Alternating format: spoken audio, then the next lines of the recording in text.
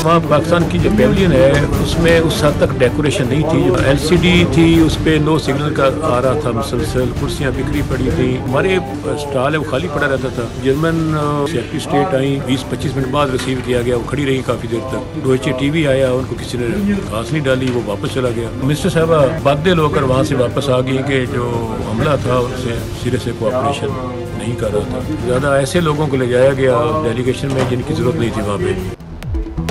Glasgow में PTI के वजीर और मुशीर लड़ पड़े। वजीर मुमलिकत जरताज गुल नाराज होकर आलमी माहौलियाती कॉन्फ्रेंस छोड़कर पाकिस्तान आ गईं। हुकूमत रुकन रियाज फतियाना ने सारी कहानी पब्लिक अकाउंट्स कमेटी को सुना दी। जरताज गुल और अमीन असलम में लड़ाई क्यों हुई, आलमी फोरम पर पाकिस्तान की सुबकी क्यों कराई गई।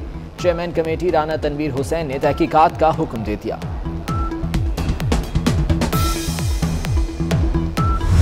महंगाई बहुत ज़्यादा है, इसकी वजह से लोग बहुत परेशान हैं और हमसे सवाल ये पूछे जा रहे हैं कि आखिर आप इस पर कंट्रोल क्यों नहीं पा रहे। वज़ीर-ए-आज़म पाकिस्तान इमरान खान साहब पूरी कोशिश कर रहे हैं, पूरी हुकूमत कोशिश में है, लेकिन अभी तक हम इसमें कामयाब नहीं हो पाए। अवामी मुमकिना रद्द-ए-अमल, महंगाई और दीगर मसाइल पर जहांगीर तरीन ग्रुप एक बार फिर सोच में पड़ गया। राजा रियाज ने पार्टी क़यादत को अल्टीमेटम दे दिया। कहते हैं हुकूमत महंगाई कंट्रोल करने में नाकाम हो चुकी। वज़ीर आज़म जिम्मेदारों से जवाब मांगे। पेट्रोल बहरान पर वज़रा से तहकीकात की जाए। मामला दुरुस्त ना हुए तो अपना लाहेमल बनाएंगे।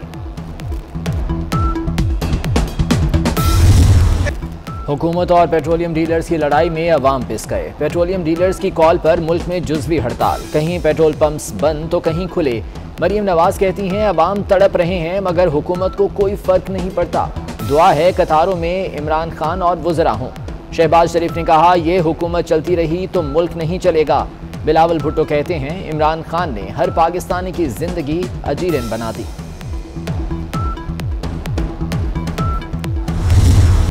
हुकूमत और पेट्रोलियम डीलर्स एसोसिएशन के दरमियान डेडलॉक बरकरार, मुज़ाकरात बेनतीजा रहे। हुकूमत की फी लीटर पेट्रोल पर मुनाफा ₹1 बढ़ाने की पेशकश। पंप्स फी लीटर पेट्रोल पर ₹3.91 कमाते हैं, मुनाफा 6% तक बढ़ाया जाए। डीलर एसोसिएशन का मुतालबा। हमने कभी अपनी एक्सपोर्ट्स के ऊपर तवज्जो ही नहीं दी। इकॉनमी जब ग्रो करती है, इंपोर्ट्स शुरू होती है, एकदम प्रेशर पड़ जाता है हमारे करंट अकाउंट के ऊपर। उससे प्रेशर पड़ जाता है रुपए के ऊपर। तकरीबन 20 दफ़ा पाकिस्तान IMF के पास जा चुके हैं। पाकिस्तानी असासा हमारा बाहर बैठा हुआ है। जितना ज़्यादा वो पैसा भेजे उतने हम उनको VIPs बना दें पाकिस्तान में। उनको हर जगह उनको उनकी जो मुल्क का फ़ायदा पहुँचा रहे हैं उनको भी उसका फ़ायदा पहुँचना चाहिए। मईशत बेहतर होने लगती है तो करंट अकाउंट खसारा और रुपए पर दबाव बढ़ जाता है। इसी वजह से IMF के पास जाना पड़ता है। वज़ीर आज़म ने माजी में एक्सपोर्ट पर तवज्जो न देने को पाकिस्तान का मसला करार दे दिया। कहते हैं इंडस्ट्री उठेगी तो हमारी बरामदात में इजाफा होगा। चाहते हैं ओवरसीज पाकिस्तानी मुल्क में सरमायाकारी करें।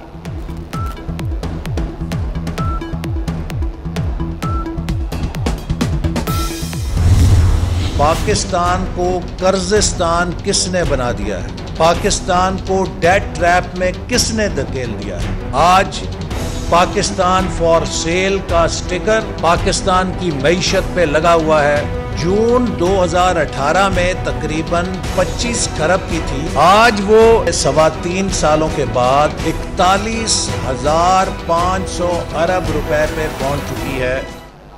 इमरान खान ने पाकिस्तान को कर्जिस्तान बना दिया। मईशत पर पाकिस्तान बराए फरोख्त का स्टिकर लगा दिया गया। एहसन इकबाल की कड़ी तनकीद, कहा 3 साल में कर्जों में 70% इजाफा हो चुका।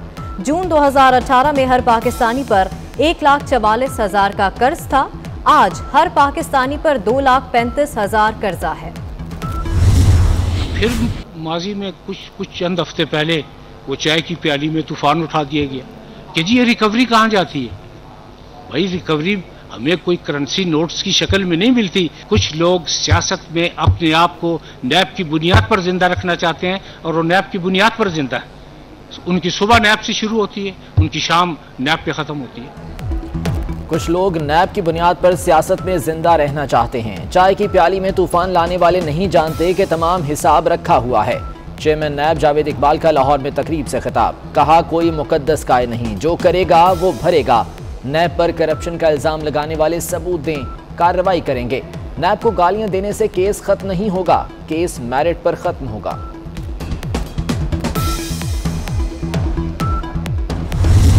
सुप्रीम कोर्ट ने नैब की कारकर्दगी पर सवालात उठा दिए। रिफाई प्लॉट्स पर कब्जे के केस में चीफ जस्टिस ने रिमार्क्स दिए। सैकड़ों केसेस 10-10 साल से ज़ेर-ए-इल्तवा हैं, कोई पेशरफ्त नहीं होती। लगता है नैब मुल्जिमान से मिला हुआ है। क्या रियासत बेबस हो चुकी? अदालत का चेयरमैन नैब को रिपोर्ट पेश करने का हुक्म।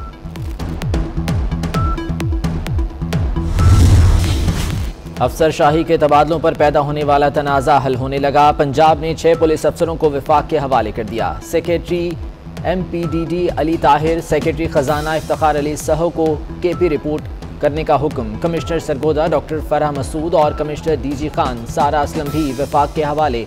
वज़ीर आला सिंध जुज़वी तौर पर अफसरों को रिलीज करने पर रजामंद हो गए।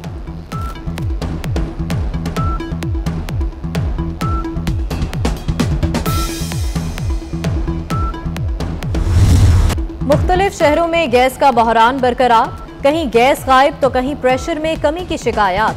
खवातीन के लिए खाना तैयार करना इम्तिहान बन गया। लोग महंगी LPG और लकड़ियां खरीदने पर मजबूर।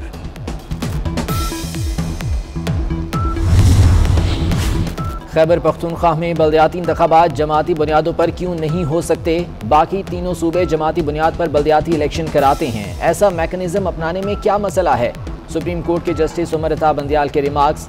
पेशावर हाई कोर्ट के फैसले के खिलाफ केस में इलेक्शन कमीशन को नोटिस।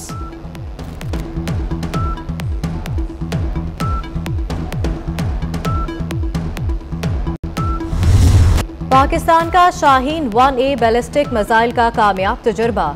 ISPR के मुताबिक शाहीन 1A जमीन से जमीन पर मार करने वाला बैलिस्टिक मिसाइल है। मिसाइल तजुर्बे का मकसद हथियारों के तकनीकी पहलुओं का असर-ए-नौ जायजा लेना था। आला अस्करी क़यादत ने मुशाहिदा किया।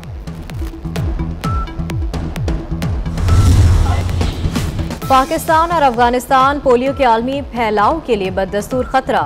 आलमी इदारा सेहत का पाकिस्तान पर सफरी पाबंदियां बरकरार रखने का फैसला। पाबंदियों में 3 माह की तौसीह कर दी गई। एयरबस के तैयारे A340 की अंटार्कटिका के बर्फानी रनवे पर लैंडिंग। पुर्तगाल की हाई फ्लाई एयरलाइंस के जहाज ने केप टाउन से उड़ान भरी। 5 घंटे बाद अंटार्कटिका पहुंची। अमले ने बर्फपोश इलाके में 3.5 घंटे गुजारे।